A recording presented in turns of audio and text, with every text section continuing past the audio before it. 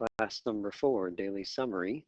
In this lesson, we see the heartbreaking result that is Arrow's Impossibility Theorem. Number 1, to summarize, we've seen 4 different methods to count the votes: plurality, Borda, plurality with elimination, pairwise comparisons, and 4 different criteria to decide if a vote counting method is fair: majority, Condorcet, monotonicity, independence of irrelevant alternatives.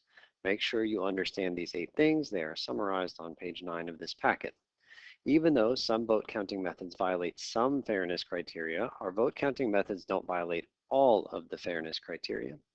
Remember, the only way the majority criterion is violated is if there is a candidate who has a majority of first place votes but doesn't win the election. Is it possible for the plurality method to violate the majority criterion? Well, let's see. If you have someone who has the majority of first place votes, and you use the plurality method, which remember means only counting first place votes, well then clearly whoever has the majority of first place votes is going to win the plurality method because they have more than half of the first place votes. So certainly they'll have more than anybody else. So can this plurality method way of counting the votes violate this majority criterion? The answer is no. Number 4, is it possible for the method of pairwise comparisons to violate the Condorcet criterion? So let's remind ourselves. Condorcet criterion says if a candidate beats every other candidate in a head-to-head competition, then that particular candidate should win the election. Remember, the method of pairwise comparisons is the one where we look at every head-to-head comparison and we find the winner in each case, and we award each winner of a head-to-head comparison a point. Loser gets 0 points. If it's a tie, each person gets half a point, and then whoever gets the most points wins the entire election. So let's think about it. If we have a Condorcet candidate, that is, if somebody beats everybody else head-to-head, then clearly they will get the most points because they will get a point for every single head-to-head competition that they're in.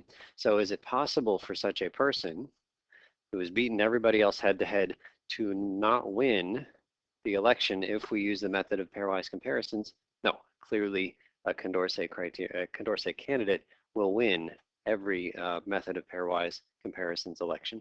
So that's a lot of talking and very little writing. It's another no. Here's our complete fairness table. Violates means the voting method violates the fairness criteria in some elections, not in every election. Satisfies means the voting method never violates the fairness criteria. Okay, so in this case, for example, the plurality method, it always satisfies the majority criterion. That's what we discussed above. It sometimes violates the Condorcet criterion. It always satisfies monotonicity, and sometimes violates the dropout criterion. Plurality with elimination always satisfies, but then sometimes violates the other 3.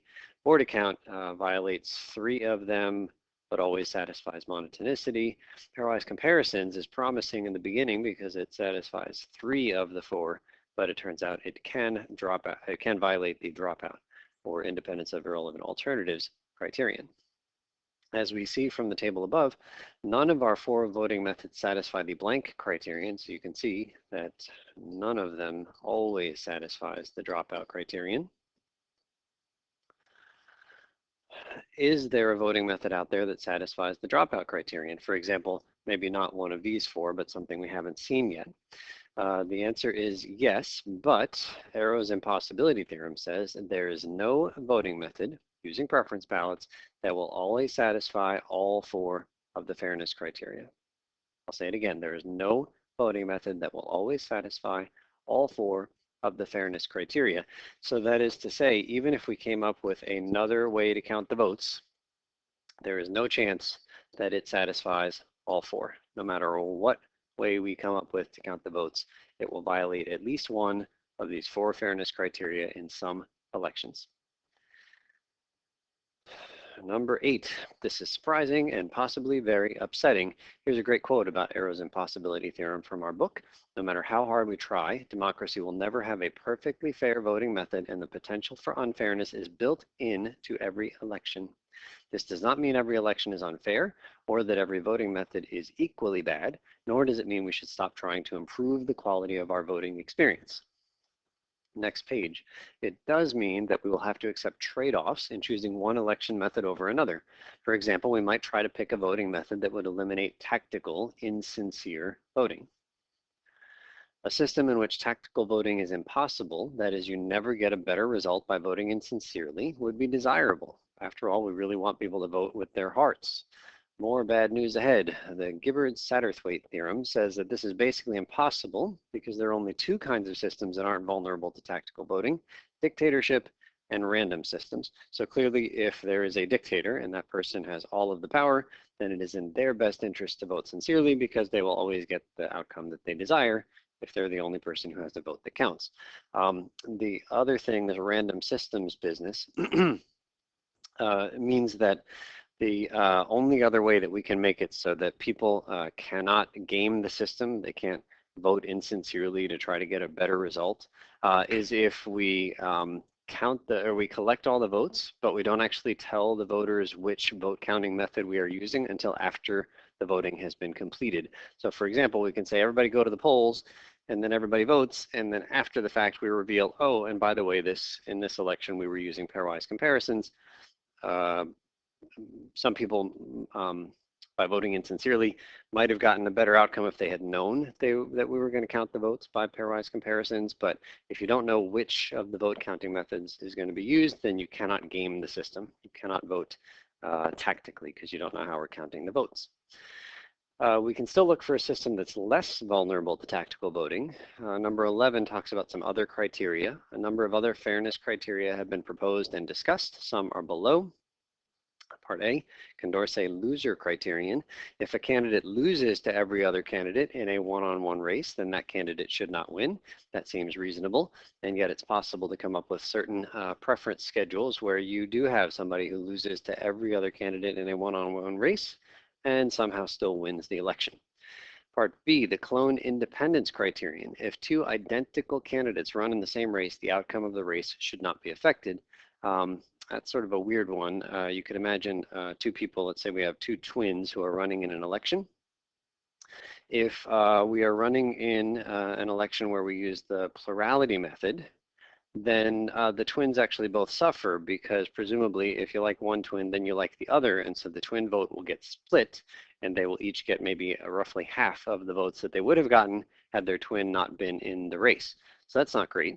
But if we're, again, running with these two twins, and instead of using plurality, we use the board account method, then you can rank your two twins, say, first and second, and each of them gets more points than they would have if there were only one twin in the race. And so that would help the twins. So we don't want the outcome of the race to change if you have two identical candidates, but in some cases it would.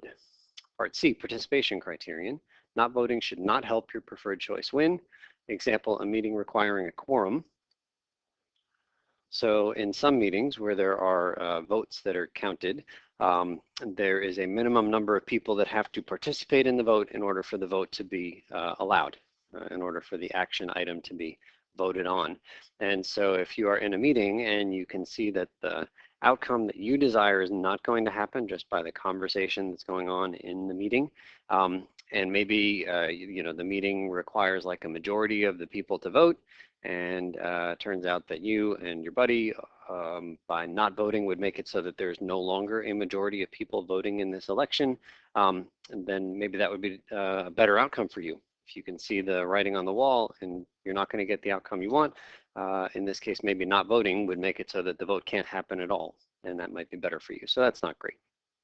Number 12, here are some overall conclusions of our study of election methods. No voting method is perfect. Pairwise comparisons may be the fairest. Remember that one satisfied 3 of our 4 fairness criteria. A number of voting methods are improvements on the plurality system, the one we use to elect most officials in the US. Note that the mathematics of voting is a relatively new field in mathematics.